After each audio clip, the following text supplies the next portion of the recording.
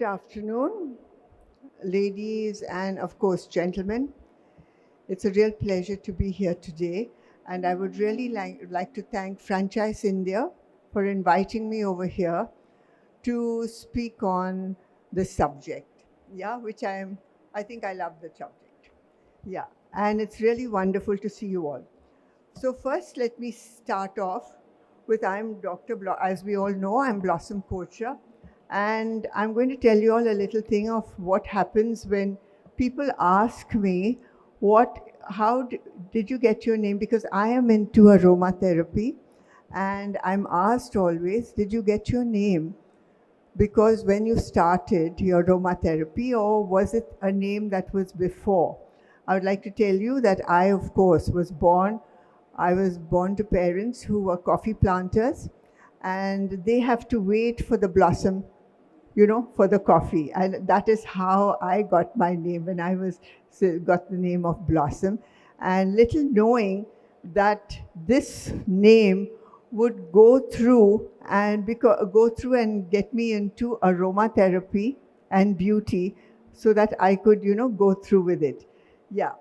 And that was there. And I grew up on a coffee plantation, and with with flowers and greenery and everything around me. So it was fantastic.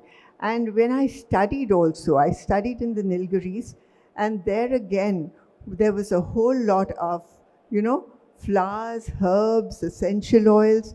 So naturally, as I was growing up, I was with this whole thing completely. So and another thing that interested me a great deal when I was growing up was that, I always loved to make a person look look different, look grow. Maybe I just look at them and I'd say, okay, they need a little bit, maybe a pigmentation, or they need a little bit for the hair and how they would look better. And it started right from school. And I used to use a lot of flowers at that time to, brew them and do little things for them. So it went on, and definitely it became something that I was very interested in. But once when I went to college, and then after that, when I asked my parents, I would like to go into beauty. Of course, there was a big hullabaloo. That was not supposed to be. After I've studied and gone to college, I had to take up one of the others. But I always felt that a skill is very, very important. You can be as highly qualified as ever, but you need a skill. A skill is something that is needed. And so when I got married to my husband, he was in the army and he was posted in Wellington. And that was where actually I started my journey. I was given a little place to start a salon in the club. So I started this, and what happened was I went on from there, and I spent a very small amount on that. So from there, I went to Bangalore because to Delhi. We came to Delhi because he was posted there. So I would make this cosmetic from my kitchen, and then I had to put in an aroma. And at that time, I didn't want to take in any perfumes. I didn't know anything. So I used to use pure essential oils, which was available over there. It used to come back to me and say, it has not just helped me with my skin, but it has also helped me with my headache. I could sleep better. I could do something. Because aromatherapy was such where we use the pure essential oils of the leaves, the fruits, the herbs, and the spices, and we use that in treatment in 3 different ways. We can go the beauty way. We can use it for our mind, like, your mind, if you have a problem, for depression, for not feeling good, if you need to be a little more, hyper. So we used that in different ways. Now I went the beauty way, and so it would go with everything, because when you smell something, you will find it works on the mind, and the mind sends the messages to the rest of your body. So this is how it used to work. So I started with that. And of course, from there it went on, and I came into to Delhi. And Delhi, I started. So I started my whole thing with the beauty industry, with skin and hair and beauty, and make the spa and everything, fitness, the whole lot. Now, I wanted to go into a cosmetic, but I couldn't do it at that time because my husband, he was in the army, and definitely it couldn't happen. So when he left the army, then I started a factory. I started a very small factory first in Okla. And from there, when I started the factory, I found one thing. We had to, the factory, cosmetic is one thing, but to make it go, to make you to sell it, to do something, I had to then go into marketing, I had to go into branding, I had to go into my packaging, I had to go into the whole lot of this thing. So it was something else. It was a big study, but I believed in it and I had a passion for it. And also the other thing that happened was I had to get a license for aromatherapy cosmetics.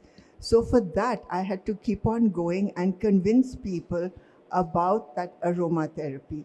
Now, aromatherapy is a part of Ayurveda. And that was really where I had met a Ved when I was there in the Nilgiris.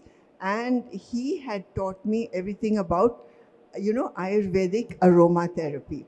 So there was what I had started. So that is how it got passed by the authorities. And now I had to make the packaging. Now the packaging was something else, and again we got a friend, we put a thing out, and it was very simple packaging. But the one thing that was very important at that time was I couldn't use any plastic, because when I used plastic, what happened? It, the smell would evaporate. And also, so from that time, I had to go into very sustainable, packaging. So that, of course, it helps even more today, but that's when I went into that. And then how do I sell it? Now, the selling of a cosmetic, I knew, was you have to feel it, you have to touch it, you have to smell it, you have to experience it. So the way I sold that was by going to, all the exhibitions, meeting, and there at the exhibitions, of course, we met our distributors, then from there we went into retailers. So I went into distribution and retailing from that time. And it was difficult because we had to really, when I went in for this, I had to uh, you know, convince people what is aromatherapy, what is things. So we went into a whole lot of education. And education from then on, because I had to educate people what is aromatherapy, how to use it. So we went into a whole lot of education. Then again, at that time, the PR was very different from what it is today. And PR used to really work. We had to keep events, we had to keep different kind of things. And I must say that even now today, there's going to be a new change where whenever you want to sell your stuff, you have to sell it differently. It has to be sent, personally. And events for your cosmetics or for any brand is going to play a very, very important event. This again, it's all coming back again now. So that is how I started into it, went into retail, and of course, the then came the COVID. Now in COVID time, everything shut down. But we had to then, I went into online, and that again made a very, very big difference. So from there, we've gone, and then another thing that was there is how do I compete with the global brands, okay? That was one question that used to be asked a lot. And that was it. And that was one thing that, what happened was, how do I compete with global brands? I used to teach aromatherapy all over the world. So my product, definitely, it was very good. It went with that all over the world, because aromatherapy was accepted all over the world. It is a very natural product. It is a very earthy product. It is like from earth to bottle, and it really works all over. And it works, and it's really very, very good.